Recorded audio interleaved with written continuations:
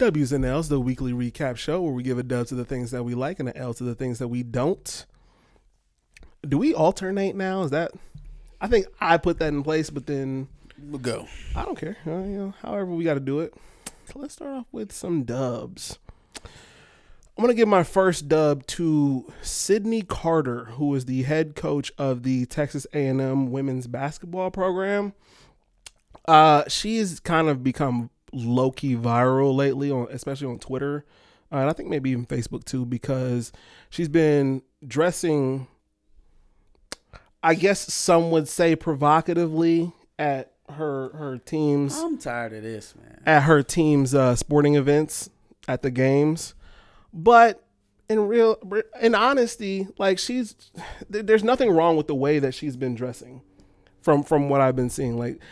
She had like pink pants on that were kind of, I don't want to say skin tight, but they were like, they were a little more. She got body, man. Yeah, what specifically makes that? Is she supposed to remove her ass cheeks before she comes to the game? As to not, rile up any horny fathers in the stands. Like, does she have to wear a fucking Hillary Clinton pantsuit? I don't think people realize how weird they're being when they assert shit like that. I don't think that they really get the implications of what they're saying. Like, oh my God, you're gonna walk into this gym full of horny men and look attractive? What the hell is wrong with you?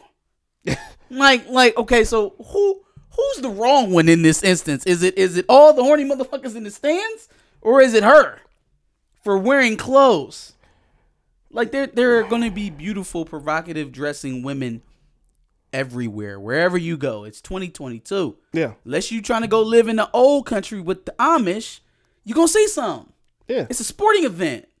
And her having hers doesn't make what she's wearing inappropriate. Yeah, that's true. Which is, I don't know, it's just, that whole thing is just kind of nuts that it even became a thing. Let her wear what she wants to wear. She's a grown-ass woman. My next dub is going to go to Keke Palmer. Baby, this is Keke Palmer. This is motherfucking Keke Palmer. Hey, Keke winning. This spring is Keke's spring. This is the spring of Keke. Boy, what? Spring solstice of Miss Palmer. So a while back, months ago, I seen the poster for Nope, which is Jordan Peele's new horror film that he's coming out with. For that boy. But then earlier today, actually, I think he released the trailer for Nope. Yep. Which looks. I actually thought when they said it was going to be out today, I thought it was going to be a Super Bowl commercial. I think it was supposed to be, but then he just released it. Yeah, he's dope. He's dope for that. Fuck the NFL. Facts. But very excited for this movie. I don't know. It's probably not the same character from Get Out. But I did think that these movies were supposed to be linked somehow. Get Out, Us, and then now Nope. I thought this was supposed to be, there's supposed to be some kind of through line for these. So I don't think the character is the same. But I was going to say, I think they can be. Just because Daniel Kaluuya is playing, the character from Get Out and the character from Nope. Yeah. I don't think that those two can't technically be in the same universe, because they could still be different people. He just happens to play both, which would be. But I don't think. See, I don't know if there's going to be a cameo or a movie where they actually. Oh, if all of this is connected, then absolutely there's going to be a movie where all of them are in. Maybe one of them dies. That could be it. But I think we've seen movies where like or movie franchises or universes where the movies are connected, but there's one actor that plays two roles. We haven't seen that, but where characters haven't met each other, right? Something could be happening in the world. They could be off here on the dude ranch, and then Get Out dude could be somewhere else, and then the story could be going simultaneously. Or even if something causes the people from Get Out to coincide with the people in Nope, there could still be a way where, for whatever reason, those two never actually. Yeah, it's like Rob Van Dam and Jean-Claude Van Damme. Yeah. Yeah, there we go. Anyway, aside from that, she's also in a movie, I think it's titled Alice. Yes. Yes. I'm actually more excited for Alice than I am Nope. I agree. In which, when I saw the trailer, I was like, fuck. We're about fucking to get slave another movie. slave God damn movie. it, Keke. Really? What the hell are you doing? But the twist is that this is actually set in the 1960s, 1970s, which a lot of people probably don't know, that some of them slave owners down in the South were keeping slaves well beyond the Emancipation Proclamation. So, fam. Yeah, the movie happened in 78 or some shit like that, when she finally got out in the preview. mm-hmm. Yeah, Common in it. Yeah, it's 1978. I hate Common because he just can't move he's like Mary J. Blige, man. They never learned anything about facial expressions. Common looked the same when he happy, as when he mad, as when he's sad, as when he's amused. He got the same very fucking face. Laid back. Common, be mad. Be feeling any emotion. Common, be happy. Be sad. Be funny. That's a fact. That is a that fact. boy face don't move, man. Yeah. But yeah, the concept is dope. So slave catcher has been holding black people on, or not slave catcher, actual one, but a racist has been holding people on his farm, his plantation, as if it is still slavery time. So imagine how long he had to have been like he probably had her grandmother there, and then her mother, and then her, like, had to keep them there. Yeah. You. And because those slaves couldn't read, right? Like, things like that. God, literacy. Yeah. Literacy. They couldn't read or write, so they didn't know that they had been free. Literally, if someone doesn't tell them, how would they even know? So it's dope that, we're bringing to the forefront that's a thing. By the way, I just wanted that is an example of racism. Not prejudice, not bigotry. Facts. That is racism. That's systematic. That's the schism in the racism. If, people have a trouble separating. Yeah. I'm gonna give a dub to comedian Tony Baker. Some people know him for his movie reviews. Some people know him for his stand-up comedy. Tony Baker is a black comedian, mostly stand-up comedian. He does those animal voiceovers. That shit he is does so that too. Funny. He does that too. Oh, hey there, Randall. Would you the house? Who are you talking to? Some people also might know him from different Versus comments, because he does a lot of he'll go through and do the scores during Versus concerts and whatnot. But also a recast T'Challa supporter. I did not know Tony that. Baker. That's dope. Yep, That's dope. sure. That's dope. So Tony Baker recently, within the past few months, lost his son in a car accident. Wow. Yeah, son was I want to say somewhere between 18 and 21. Damn. Coming into his own as an adult, and he lost his son, which incredibly tragic. Heart still goes out to him. But I'm giving him a dub because he recently did an event with Kev on Stage and some of those other guys. And he's back on stage. He's doing jokes. And he's doing jokes, about, the situation, which, maybe a little early for some people. But I think it's dope that he's able to, get out and kind of live life after something tragic like that is happening. And for a lot of those comedians, they take, some of those things and therapeutically make jokes about them. So I guess, I'm happy that he's kind of finding some resolve in living life after such a tragic event. It does just go to show you that people handle grief differently, man. Because Regina King, I'm of the thinking that Boondocks season 5 is not happening because of Regina King. Could be because of obviously the untimely death of her son.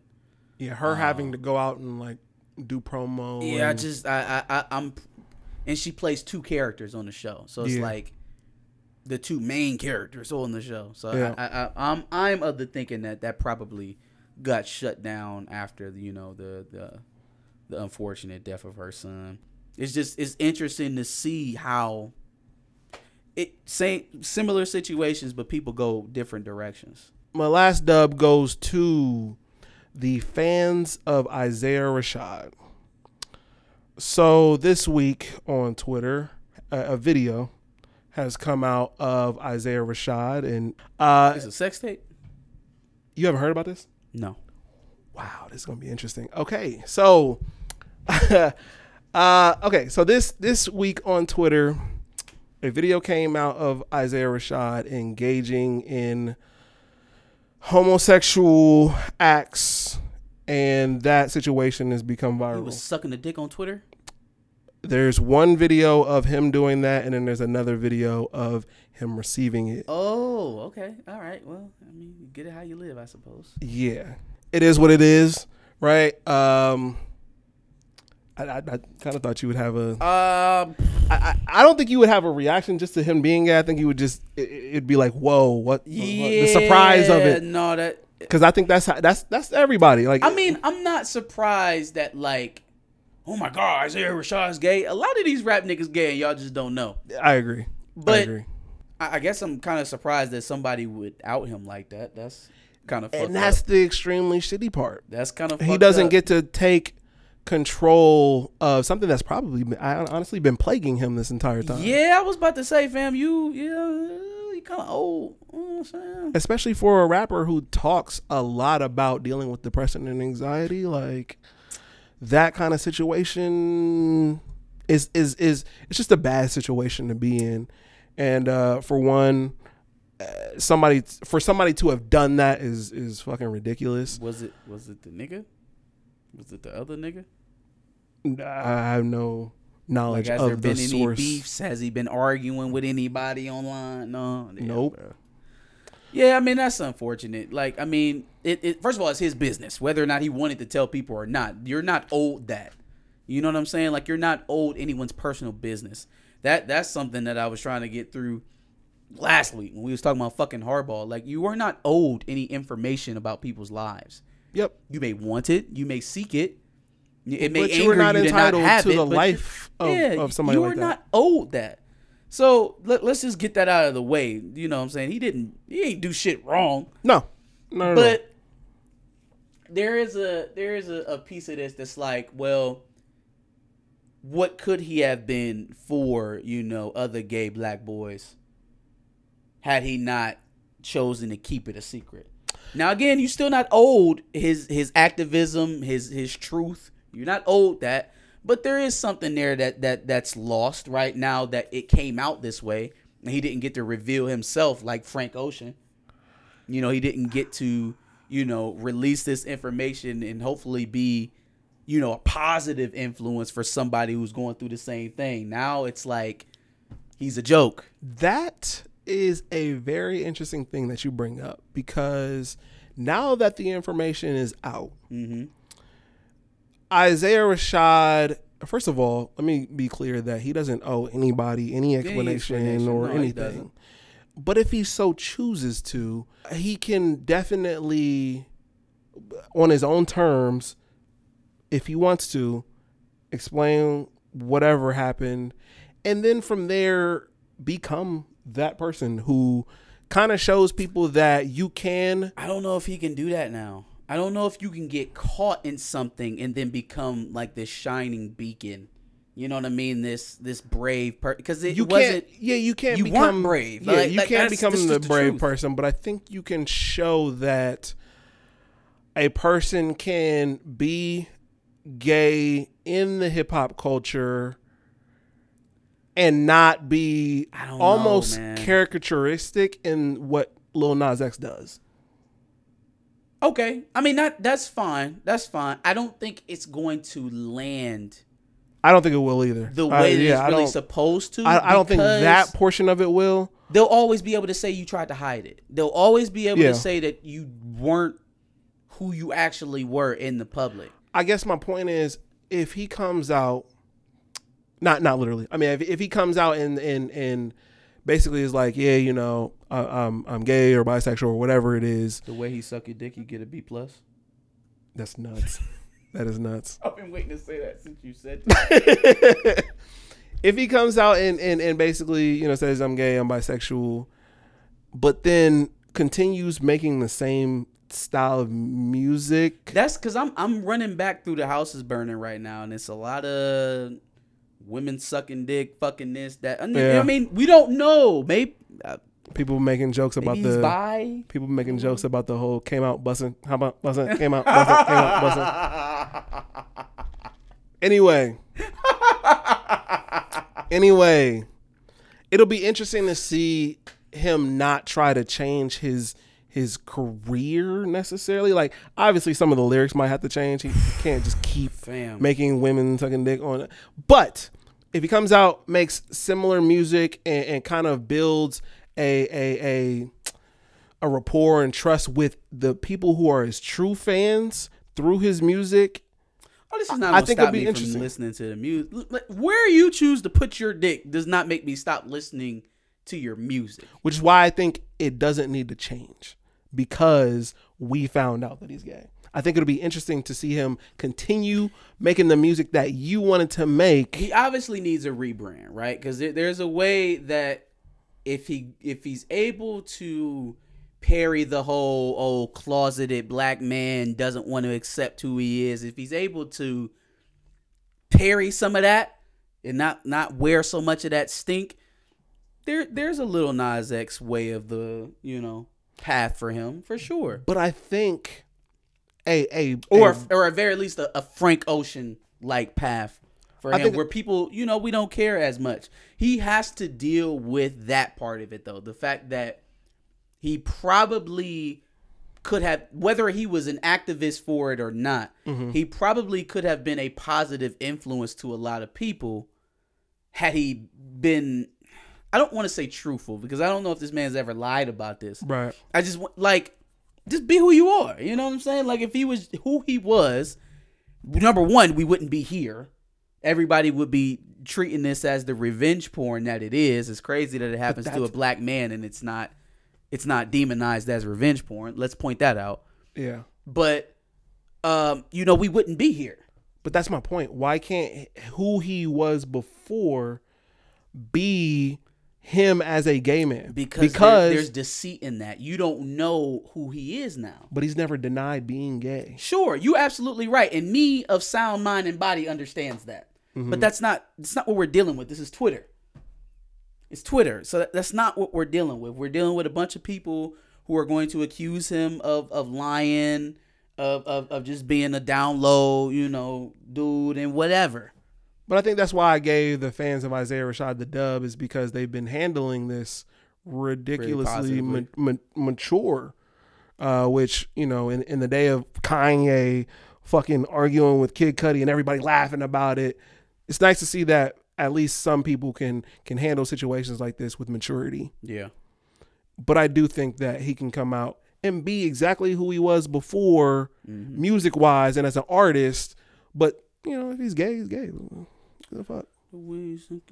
Get a Prius. And honestly, I think there's a lot of artists who could probably come out and it wouldn't be that much of a surprise to me. Like, I wouldn't even be surprised if like a nigga like 21 Savage came out as gay. Like, that just wouldn't. I'd be like, oh, okay. That one would shock me. 21? Amber Rose? That nigga was British. That shit shocked me. So now that that's happened, anything can happen. Oh, no. One last thing. The trade deadline happened. So you got any thoughts about No, nothing happened for me. So there's no thoughts. Well, no. You got any thoughts about the Lakers not trading Russ? Season over with, man. Season done. Oh, okay. Fair enough. Yeah, it's over. I'll be watching March Madness, and then I'm going to set my sights on next fall for football. No, you ain't watching college basketball. I am watching college basketball. I watched Ohio State barely beat Michigan last, what was that, Sunday? What's Juwan Howard's record against the Buckeyes? I wonder. How many Big Ten championships have the Buckeyes won since Juwan Howard has been there?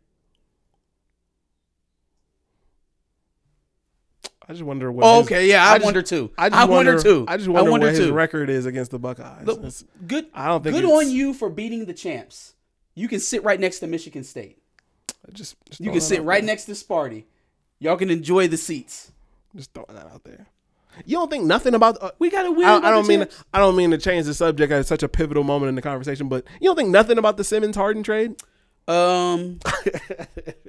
Okay. So I think Philly ends up winning that trade, but not by a lot.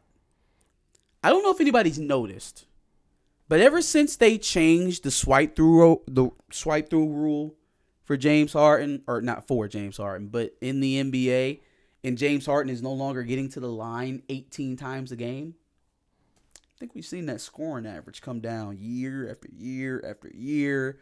In these explosive 50, 60-point games that James Harden just couldn't stop having 2 or 3 years ago when he was in Houston, few and far in between, fam. No, man, that's because he got KD and Kyrie on the team, bro. No. It's because James Harden was getting damn near 20 points a night from the line. No, bro. It's because he was the third fiddle in that situation. That's why he had to get out of there. 2 years ago on the podcast. If you are shooting more free throws than field goals, that's statistically off. It's off. That cannot. How does that even happen? How do you shoot more from the free throw line than you do from the field for an entire season? There was no way that was going to be sustainable. Oh, James Harden's a better scorer than Kobe. Watch your dick. Yeah, that's nuts. And y'all said it. Don't sit up here and act like y'all didn't. I still remember Charles Barkley trying to convince us that James Harden was the greatest scorer of all time. Still. So, yeah, they won that trade just barely. And the only reason why I say that is because Ben Simmons still has to shoot the ball, y'all. Yeah, he still has to shoot the ball. James Harden is shooting the ball, and that's in any situation where Ben Simmons wouldn't. Like, I can still double KD. I can still double Kyrie for half the games that he's going to play. Here's what I will say is that Brooklyn, don't make the same mistake that Philly made and give Ben Simmons the ball. Just don't. If he's not going to shoot it, there's no way. You cannot have a 6'9" guy standing at the top of the key and not shooting the ball. It's insane. He's not going to do it. And Philly did that so much to capitulate to Ben, and it ended up being to their detriment because it hurt the team, and now he's gone. Y'all were trying to stroke his ego or make him the next Magic Johnson or LeBron so much that you broke the kid. You did. You broke him. You made him feel like he was a shit player. Yeah. Because you were putting him in a position that he was never going to be successful in. And if they do that in Brooklyn because they only have Kyrie half the time, he won't be successful at it there either. It's just not going to happen, guys. Yeah. Ben Simmons is never going to be an elite shooter in the NBA. Ever. So, what do you do for people who don't shoot very well? You get them closer to the basket. Make him play from the block. He cannot be a primary ball handler. He's sitting out there with the bench unit. You need somebody to facilitate. Cool. I watch Jokic do that shit from the elbow every fucking night. You don't need to be standing top of the key, not shooting the ball to do that. Mm-hmm. So let's start out with some positivity. I got 3 dubs. First one's going out to TV mogul Byron Allen, who has put in a bid to purchase the Denver Broncos. Okay, that is dope. That is dope, man. That's awesome, actually, because how long were we gonna sit up here and do this dance? And then again, even one owner in doesn't change everything. But like, if for nothing else, just for it to be a show of, all right, well, we hit our quota. You know what I mean? We hit our diversity quota. You know, because even that we have to scratch and claw for. It would mean everything for me to see a black man owning an NFL team, especially considering what team it is. An NFL blue blood like the Broncos. Facts. John Elway? Terrell Davis? Shannon Sharp? Yeah. That would make a lot of headway for that situation. Hey. And I'm not saying that that's going to totally change the situation for me, but it signals progress. Yeah. The NFL is going to have to do a lot more other stuff. Yeah. But that, like you said, that does signify some sort of progress that they're making. It's so crazy. We sitting over here talking about, if a rich man buys something expensive, it'll make me feel better about watching the NFL. But it's true. Yeah. And the fact that it has to be that complicated is really the point. Well, because that's the first step to things becoming progressive. If things become progressive and successful with the Broncos, then that may lay the foundation for some more things someone happening in the NFL. I'm giving out my second dub to YouTuber HipHopMadness. He does like compilation videos on like different rap genres and you know he poses. Oh yeah. No, I've seen HipHopMadness for sure. Yeah, I'm giving him a dub because I just randomly clicked on this video that he had posted that was called "Death of Clout Rap." I'm literally looking at it right now. Right, and so he's going through it.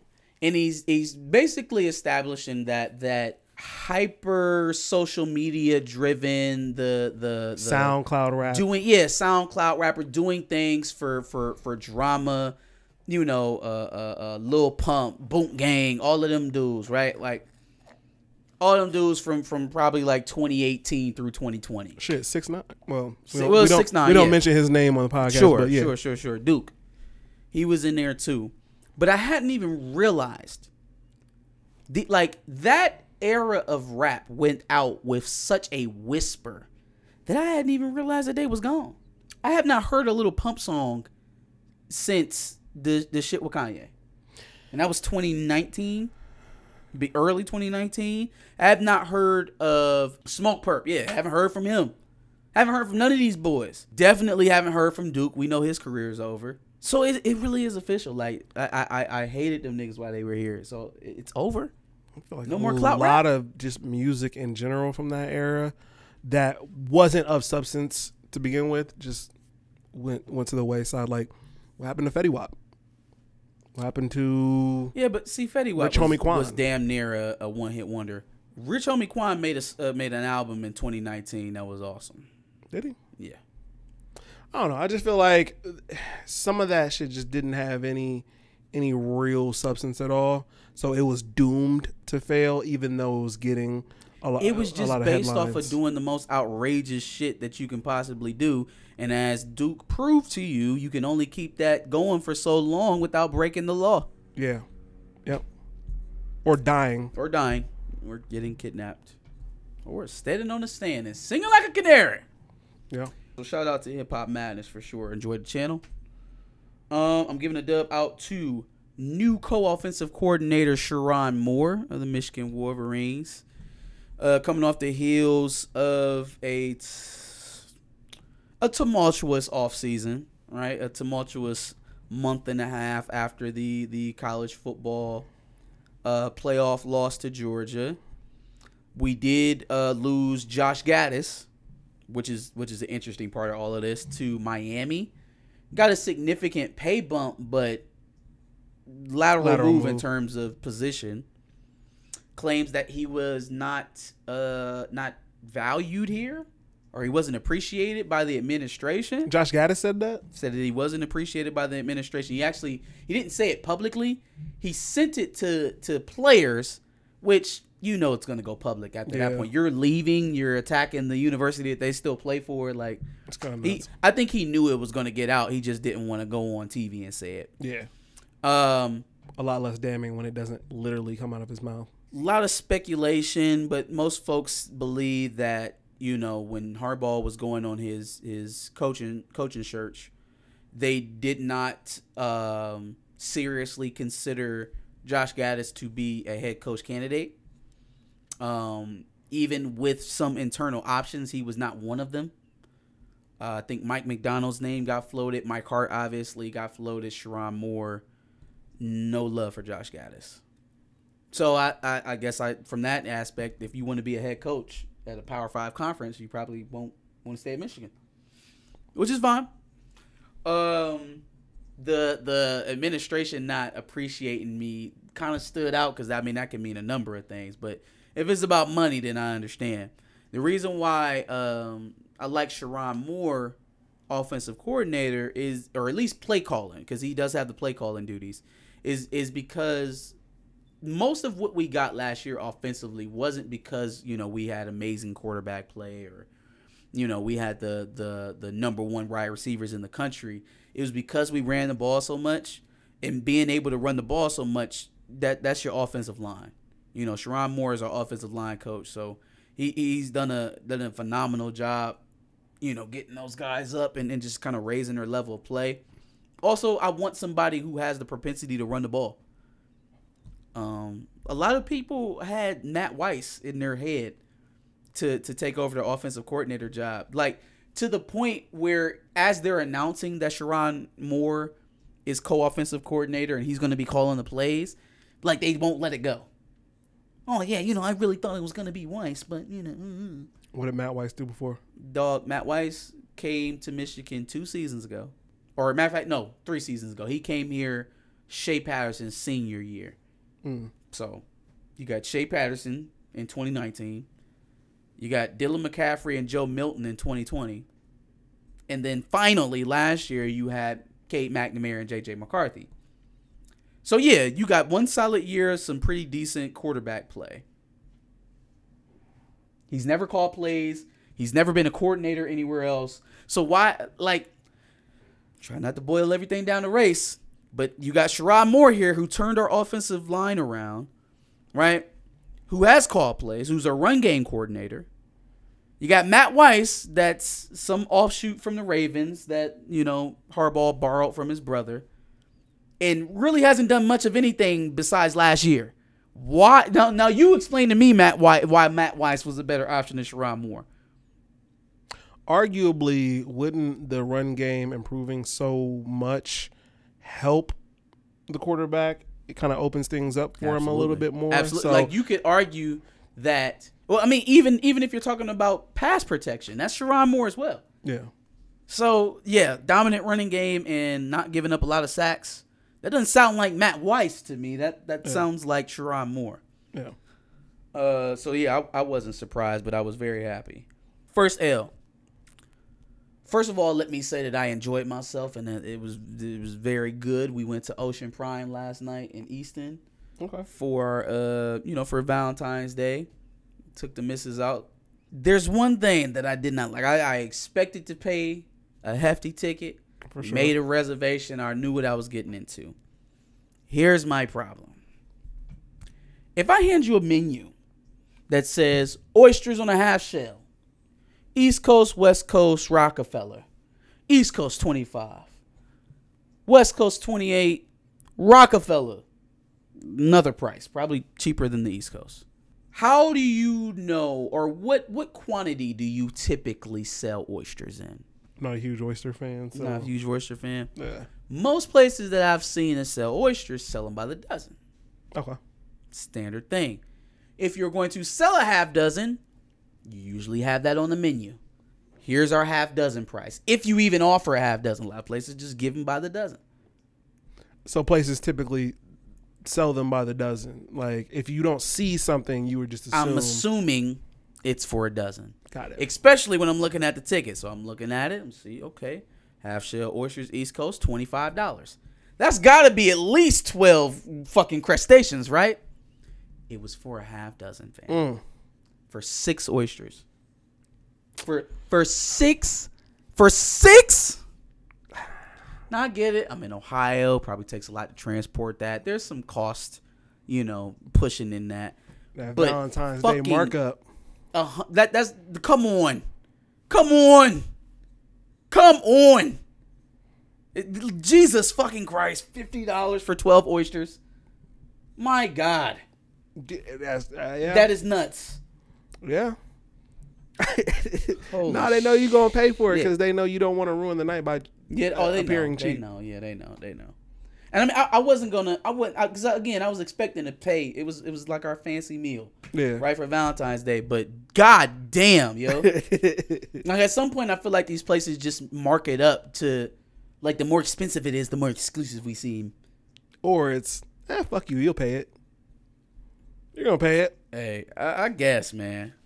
I guess. If they'd have caught me on the wrong fucking day. Hey! Where the fuck do it say for 6 on here? I didn't feel like arguing last night, so it's all right. They're depending on that. Yeah, for sure. Give us your dubs and nails in the comments below. What you win at this week, what you lose at. Let us know. And make sure you check out our previous dubs and L's. We like to do recaps every Wednesday. So make sure you check out some of the older ones and catch up with us. Make sure you subscribe. Like I said, we like to do this every Wednesday. So make sure you check us out for more.